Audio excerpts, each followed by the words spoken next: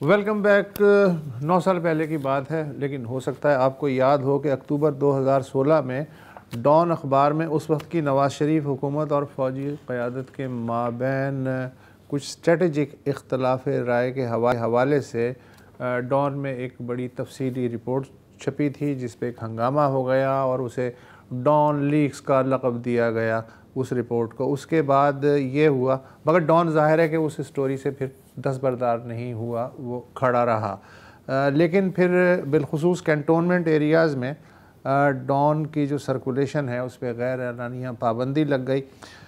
وفاقی حکومت اور حکومت پنجاب نے اب سے 13 ماہ قبل اکتوبر 2024 میں ڈان اخبار کے لیے سرکاری اشتہارات بند کر دیے، لیکن اب پورا ڈان گروپ ہی زد میں ہے اور Dawn News T V channel اور ڈان سے منسلک سٹی FM 89 کے لیے بھی سرکاری اشتہارات بند کر دیے گئے ہیں۔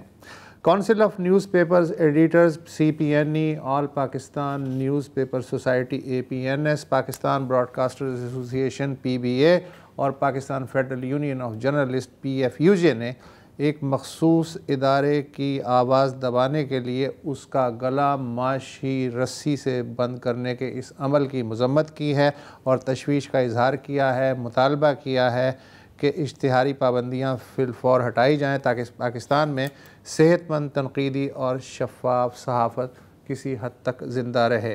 Human rights commission of Pakistan HRCP نے اپنے بیان میں کہا ہے کہ ملک میں آزادی صحافت کے لیے جگہ روز بروز تیزی سے سکڑ رہی ہے اور اب ایک ایسے میڈیا گروپ کو نشانہ بنایا جا رہا ہے جس کی بنیاد برصغیر میں آزادی اظہار کے سرکردہ وکیل قائد اعظم محمد علی جناح نے رکھی تھی۔ HRCP کے بیان میں کہا گیا ہے کہ سرکاری اشتہارات عوام کے پیسے سے دیے جاتے ہیں، انہیں ایک جابرانہ ہتھیار کے طور پہ استعمال کرنے کا مقصد تنقیدی صحافت اور ادارتی آزادی کو پابند زنجیر کرنا ہے۔ حالانکہ ریاست کا فرض ہے کہ وہ ایسے اقدامات کی بجائے ایسی فضا پیدا کرنے کی کوشش کرے جس میں آزاد اور ذمہ دار صحافت پھل پھول سکے۔ سیاسی رہنماؤں نے بھی ذمہ دار اور آزادانہ صحافت کی راہ میں بڑھتی ہوئی ادارتی اور مالیاتی رکاوٹوں پہ تشویش ظاہر کی ہے، جیسے سینٹ میں PTI کے پارلیمانی لیڈر بیرسٹر علی ظفر ہیں۔ جب بھی کوئی اخبار سچ بولنے کی کوشش کرتی ہے، جب بھی کوئی اخبار ایک نیوٹرل جو ایک اخبار کا جو ایک سٹیٹس ہوتا ہے اس کے مطابق نیوز دینے کی کوشش کرتی ہے، جو کہ لوگ جو طاقت میں ان کو پسند نہیں آتا تو پھر یہ اختیاروں کے ذریعے وہ نقصان پہنچانے کی کوشش کرتے ہیں۔ اور ڈان کے ساتھ تو بہت بار ہو چکا ہے۔ یہ وہی اخبار ہے جس کو قائد اعظم محمد علی جناح نے اس کو شروع کیا تھا۔ تو میری نظر میں بنیاد رکھی جی یہ جو ہے یہ ایسی اخبار ہے جس جو ہمارا ایک اثاثہ ہے، اور اس کو اگر کوئی بند کرنے کی کوشش کر رہا ہے اسی ذریعے کہ اب اشتہار روک دے، تو یہ ایک سراسر زیادتی ہے، اور اس کے خلاف ہمیں بھی ایک پولیٹیکل پارٹی کے طور پہ بھی احتجاج کرنا چاہیے، اور جو آپ کی تنظیمیں ہیں وہ تو کر ہی رہی ہیں۔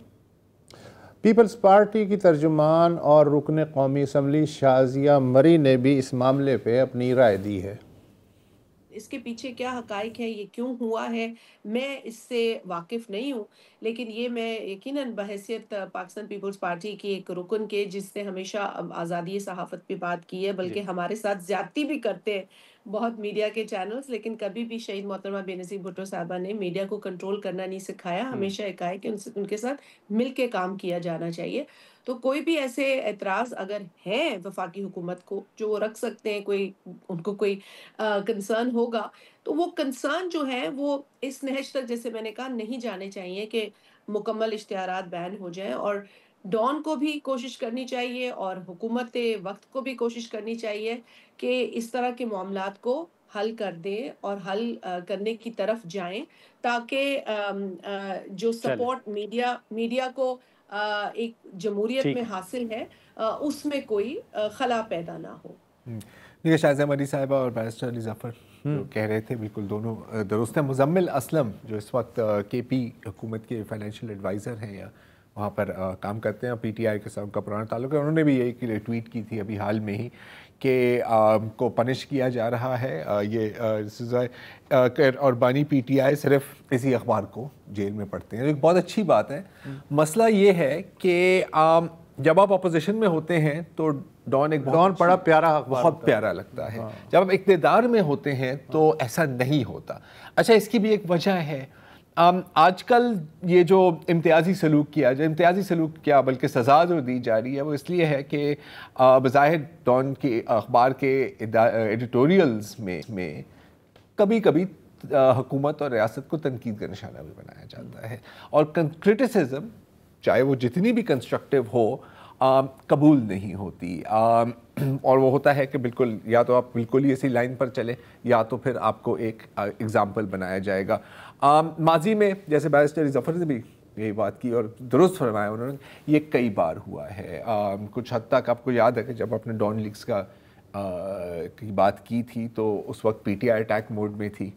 جب دور بدل جاتے ہیں تو جو اس وقت کی اپوزیشن ہے اس وقت پھر جو حکومت میں آ جاتی ہے وہ پھر اٹیک موڈ میں چلے جاتے ہیں اگینسٹ. تو آئی تھنک کہ یہ بھی ایک طرح سے I think it goes to Dawn's credit کہ ہر دور میں کسی نہ کسی نے سکویز اور دبانے یا توڑنے کی کوشش کی ہے.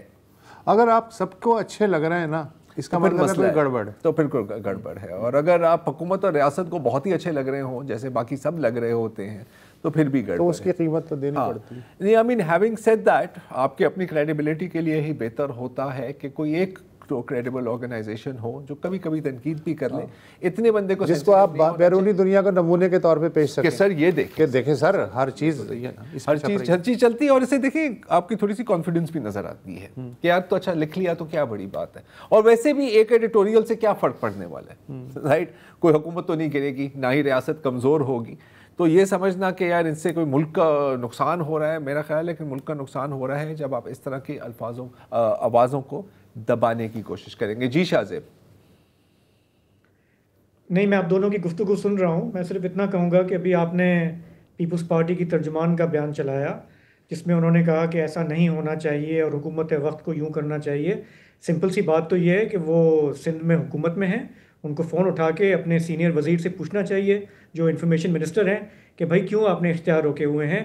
بار بار کہتے ہیں کہ شہید بی بی جو ہے وہ فریڈم آف پریس میں یقین کرتی تھی.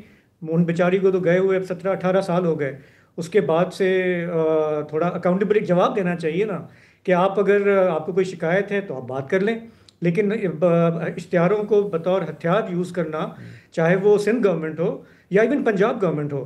پنجاب گورنمنٹ کی بھی جو ہم نے دیکھا ہے انٹالرنس فار کرٹیسزم, وہ یہ اسی کا ایک شاخسانہ ہے کہ پورے ملک میں لے دے کے ایک آدھ اخباری بچائے جہاں تھوڑا بہت جرنلزم ہو رہا ہے. اور یہ جو ہمارے سویلینز ہیں اس وقت ہائیبرڈ رجیم کے, ان میں اور ہماری ریاست میں تو مجھے کوئی فرق نظر نہیں آ رہا. ریاست کا ایک پرانا جو ہے ایک انٹالرنس ہے, ڈان کے اتنا ہم نے سہا ہے وہ ہمیں پتہ ہے, لیکن یہ جو سویلینز ہیں یہ ان سے کم تو نہیں ہیں. اور ان کا جو ٹالرنس لیول ہے وہ ایک بہت ہی ڈس اپوائنٹنگ ہے. پی ٹی آئی والوں سے بندہ کیا شکایت کرتا اس دور میں کیا ہو رہا تھا, لیکن اس دور میں بھی جو ہے ہم دیکھ رہے ہیں کہ زبان بندی, میڈیا کو کنٹرول کرنا, یہ نیریٹو کا obsession جو ہے یہ ان کا بھی جا تو نہیں رہا. ان میں تو برداشت وہ نہیں ہے جو یہ کہتے تھے کہ ہم جمہوری لوگ ہیں, ووٹ کو عزت دو والے ہیں. سو اگر یہ لوگ سیریس ہیں, پارلیمنٹ میں تقریریں کرتے ہیں تو تھوڑا سا ایکسپلین کر دیں, بتا دیں, ریزالو کر دیں کیا ایشو کیا ہے. اتنا کوئی بڑا ایشو تو نہیں ہے. And at the very least ایک لائن آف کمیونیکیشن تو کھلی رہنی چاہیے. لیکن مجھے امید ہے کہ کل یہ لوگ جب اپوزیشن میں ہوں گے تو یقیناً ڈان کا ساتھ دیں گے جنہوں نے آج پابندیاں لگائی. میرا خیال ہے کہ آپ درست, یہ ایک اچھی بات ہے. یہ ایک اچھی بات. اسی خوشگوار نوٹ پہ سر آج کا پروگرام ہم ختم کرتے ہیں. کل پھر حاضر ہوں گے. خدا حافظ.